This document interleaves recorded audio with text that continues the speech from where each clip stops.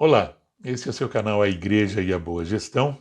Sempre agradecemos a sua participação, a sua assistência, é muito útil para nós, muito importante. Comente, divulgue, dê o seu like, se inscreva e, sobretudo, passe essas informações aí adiante. Nós estamos nesses episódios aí de direito religioso, falando sobre os artigos do Código Civil no que toca à elaboração do Estatuto. Estamos indo bem devagar, conversando especificamente sobre os artigos para que você vá acompanhando junto conosco, ok? Então nós paramos lá no artigo 49 e vamos seguindo. Agora o 49A diz que a pessoa jurídica não se confunde com os seus sócios, associados, instituidores ou administradores. Veja, o que ele está dizendo aqui é muito importante, que a igreja, né, a pessoa jurídica da igreja, não se confunde com seus membros, ok? Apesar de nós sabermos que, biblicamente, quando Paulo aponta lá em Romanos e até em outros textos, que a igreja é um corpo, né? A igreja são os seus membros, juridicamente não pode haver essa confusão, ok? Juridicamente, o ato constitutivo, que é o seu estatuto social, estabeleceu quem é que representa juridicamente ou extrajuridicamente, enfim, quem é o seu representante de todos os atos administrativos. Isso é importante porque o parágrafo único desse artigo 49 vai abordar uma questão muito séria. Preste muito bem atenção. O parágrafo único diz assim: a autonomia patrimonial das pessoas jurídicas é um instrumento lícito de alocação e segregação de riscos, estabelecendo pela lei com a finalidade de estimular empreendimentos para a geração de empregos, tributo, renda e inovação em benefício de todos. Então veja, então o que o constituidor, aqui o legislador está dizendo? Que a autonomia patrimonial, o bom uso dos recursos, né, ele é lícito, ok? Para quê? Para segregação de riscos, uso do dinheiro para estimular empreendimentos, uso do dinheiro até para geração de empregos, quando é o caso. Por quê? Por meio do desenvolvimento das atividades, retiros, acampamentos, enfim. Tudo isso pode gerar empregos. Depois, futuramente, nós vamos falar sobre código comercial, já abordamos alguma coisa sobre código tributário, né, sobre imunidades, mas o código comercial vai falar sobre estabelecimento de contratos. Você contrata, então você paga por aquele serviço. Então, geração de emprego, tributos, renda e até inovação, benefício de todos, ok? O artigo 50 já avança e diz: em caso de abuso de personalidade jurídica caracterizado pelo desvio de finalidade ou pela confusão patrimonial. Isso é muito importante. Por isso que anteriormente, no 49, aí, ele diz que não pode haver confusão entre a pessoa jurídica, entre aqueles que administram os recursos, aqueles que administram as atividades, e não pode se confundir com seus membros, ok? Então, os membros estão lá no seu serviço religioso, estão nas suas atividades religiosas da igreja, mas a administração tem toda uma gestão específica e responde juridicamente por isso, bem como o seu patrimônio. Então, aqui ele está dizendo, não pode haver abuso no caso da personalidade jurídica, caracterizado por desvio ou finalidade por confusão patrimonial, ou seja, não pode misturar recursos. Usou o recurso, tem que ter o seu registro, sua nota fiscal, tudo devidamente e contabilmente legalizado. Não pode ser qualquer papel, não pode ser qualquer documento. Precisa ser um documento chamado documento hábil. Então, uma nota fiscal, mediante um contrato, mediante a prestação de um serviço, enfim, precisa ter nota fiscal.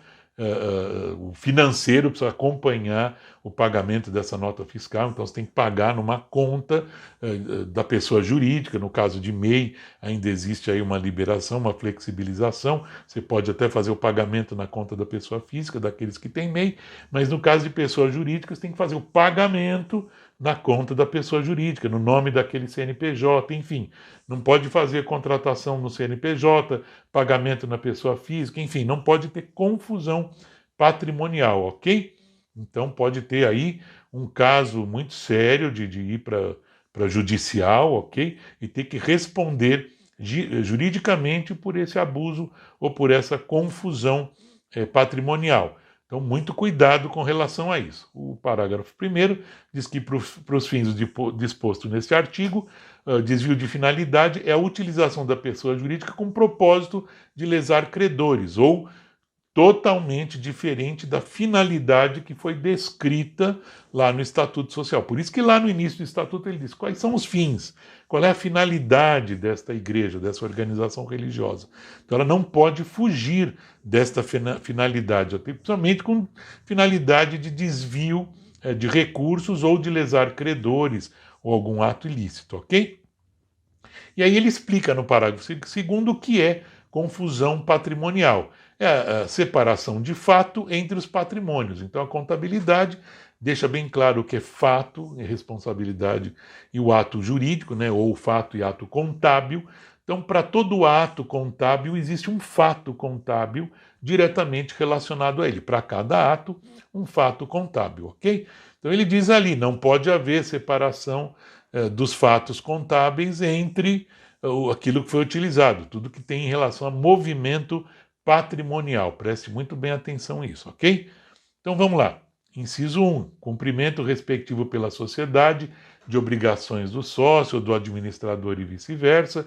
Transferência de ativos ou de passivos sem as devidas ou efetivas contraprestações, ok? Exceto os de valor proporcionalmente significante.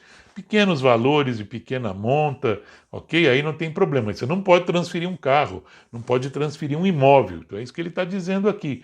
Transferência de ativos ou de passivos. Não pode transferir um saldo bancário. Então, muito cuidado quando você faz um evento e esse evento tem um pagamento, tem uma inscrição, e essa inscrição é paga na conta de uma pessoa, de um membro da igreja que não faz parte da administração da igreja, e mesmo que fizesse parte, não é adequado que vá para a conta da pessoa física daquela pessoa, pode ser entendido como confusão patrimonial. Então, todo e qualquer evento, todo e qualquer congresso, enfim, que tem por finalidade as atividades da igreja, faça na conta da pessoa jurídica, na conta bancária, o PIX lá da pessoa jurídica, enfim, organize atos administrativos com fatos condizentes para que não haja essa confusão patrimonial. Cuidado, isso é muito comum. O pessoal até acha, não tem problema, o irmão ali é de confiança. Pode até ser de confiança, sem problema nenhum. Mas o Código Civil deixa muito claro que não pode haver confusão patrimonial em relação a ativos ou em relação a passivos sem as efetivas contraprestações, ou seja, sem a documentação hábil que comprove isso, ok?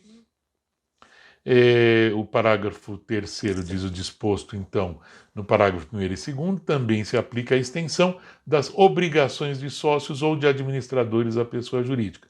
Então, quando lá descrito quem são os administradores, quais são os seus cargos, suas atribuições, então é disso que ele está falando aqui, se aplica a extensão das obrigações. Então, cuidado. Então, se está transcrito lá que o diretor-presidente só pode assinar em conjunto com o tesoureiro, só pode assinar em conjunto com o tesoureiro. Não pode fazer nenhuma transferência, não pode fazer nada, ok? Que venha a comprometer alguma coisa nesse sentido, ok? Parágrafo 4º, a mera existência de grupo econômico sem a presença dos requisitos que trata o caput, ou seja, o conteúdo deste artigo, não autoriza a desconsideração da personalidade da pessoa jurídica, ok? Então pode até haver um grupo econômico que esteja liderando, então mera existência não significa que tenha problema. O ideal é que não se misturem alhos com bugalhos. Então se tem um grupo econômico responsável por um fundo financeiro, ok? Então, cuidado, igreja é igreja. Esse fundo financeiro pode até fazer uma contribuição, né? Tem que estar transcrito lá na forma que os recursos e contribuições entram para a igreja, mas nunca por meio de lucro, por meio de uma atividade financeira de algum grupo econômico. Então, cuidado para não fazer essas misturas aí. Já vi casos em que houve esse tipo de confusão quando envolvia, às vezes, um ministério, ok?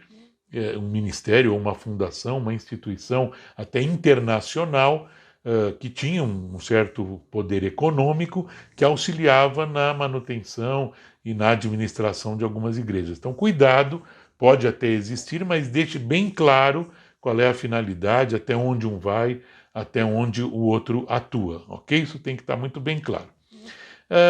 Ele continua aí no seu parágrafo 5º, não constitui desvio de finalidade a mera expansão ou alteração de finalidade original. Então, o que foi falado nesse grupo todo aí, para não haver confusão patrimonial, não fugir da finalidade, o que a gente sempre orienta é que lá na finalidade seja para a expansão do evangelho, né, para a divulgação do evangelho, e deixe claro que a igreja pode criar ministérios auxiliares, outros ministérios, outras atividades que não fogem da sua finalidade. Então, com essa possibilidade, ele ainda contribui aqui no parágrafo 5º que não constitui desvio de finalidade uma expansão de atividades desde que esteja inteiramente ligada, né? Então, cuidado quando você quer fazer algo relacionado à assistência social, à educação, né? Mas está falando do evangelho, cuidado, né? Se é uma mera expansão, é algo dentro da mesma finalidade, ele não vai ter problema. Mas quando você quer criar uma escola dentro da igreja, uma escola, é ideal que tenha uma personalidade jurídica própria, ok? E assim não haverá confusão. Vamos encerrando por aqui, vamos dando continuidade nos demais episódios. Dê o seu like, contribua com os seus comentários, né? Divulgue e se inscreva. Muito obrigado, que Deus te abençoe e até o próximo. Até logo.